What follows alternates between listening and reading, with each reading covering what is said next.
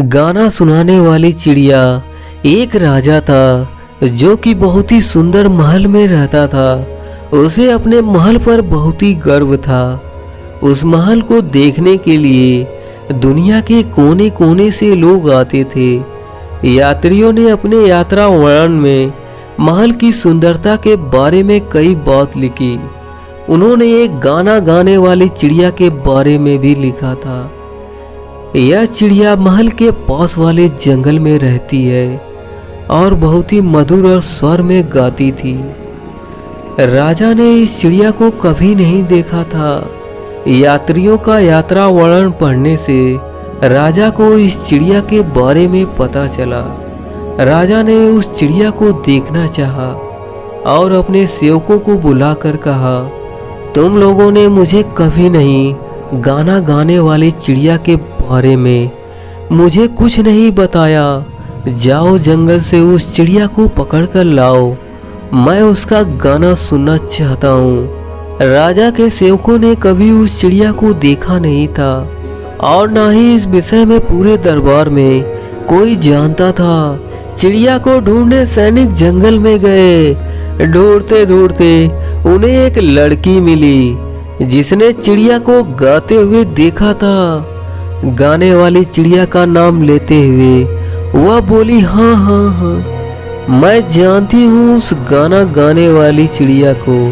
हाँ, कितना मधुर स्वर में गाती है। जब मैं यहाँ से काम समाप्त करके संध्या समय पर लौटती हूँ तो वह मुझे रास्ता भर अपना मीठा मीठा गाना सुनाती है। इससे मेरी सारी थकान दूर हो जाती है। सैनिकों के अनुरोध पर लड़की ने चिड़िया को आवाज दी, मेरी छोटी सुंदर चिड़िया, हमारे राजा तुम्हारा सुंदर मधुर गीत सुनना चाहते हैं। क्या तुम अपना गाना उन्हें सुनाओगी? लड़की की बात सुनकर चिड़िया बोली, मेरा संगीत तो इन हरे भरे जंगलों और खेतों में ही अच्छा लगता है, लेकिन फिर भी मैं राजा को अपना गाना अवश्य सुनाऊंगी। अगले दिन दरबार लगा। लड़की सहित सभी उपस्थित थे। तभी उड़ती हुई चिड़िया वहां पर आई और अपने मधुर आवाज में गाने लगी।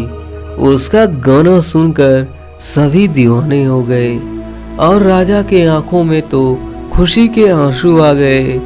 वे बोले, प्यारी चिड़िया, तुम हमारे पास रहो, जो तुम मांगोगी वह तुम्हें मिलेगा। चिड़िया बोली, महाराज, मैं आपके पास रहूंगी। मैंने आपके आंखों में जो खुशी के आंसू देखे हैं। चिड़िया के लिए सोने का पिंजड़ा बनवाया गया। जिस किसी चीज की वह इच्छा करती राजा उसे तुरंत पूरा करता। सारे राज्य में उस चिड़िया की संगीत की धूम मच गई। एक दिन चिड़िया को खेतों में काम करने वाले किसानों की याद आई। उन सबसे मिलने वह खेतों की ओर निकल पड़ी। जब राजा को चिड़िया नहीं दिखी तो वह दुखी हुआ और अस्वस्थ हो गया। सारी प्रजा राजा के अस्वस्थता के बारे में दुखी थी। सभी सोचने लगे कि राजा को कैसे बचा ले।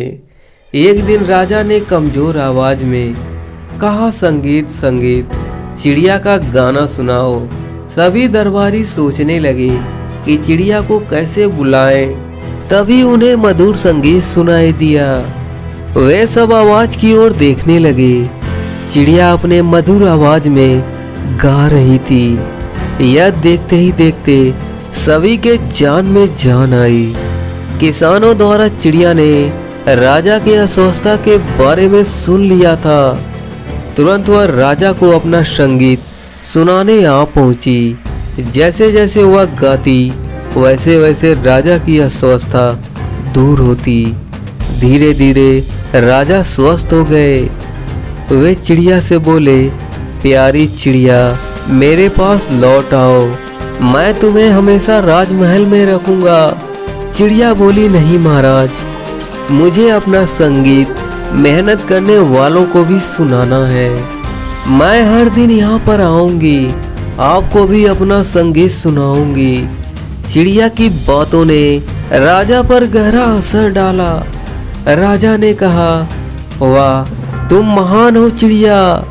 तुम मजदूरों और किसानों के लिए राजमहल का सुख त्याग सकती हो, तो मैं उनके लिए कुछ नहीं कर सकता। तो चिड़िया बोली, क्यों नहीं महाराज, मजदूरों और किसानों के बारे में सोचना और उनकी सहायता करना हमारा कर्तव्य है, क्योंकि वे हमारे सुखदाता और अन्नदाता भी हैं। दोस्तों, ये कहानी आपको कैसी लगी? अगर अच्छी लगी हो तो सुनने के लिए शुक्रिया।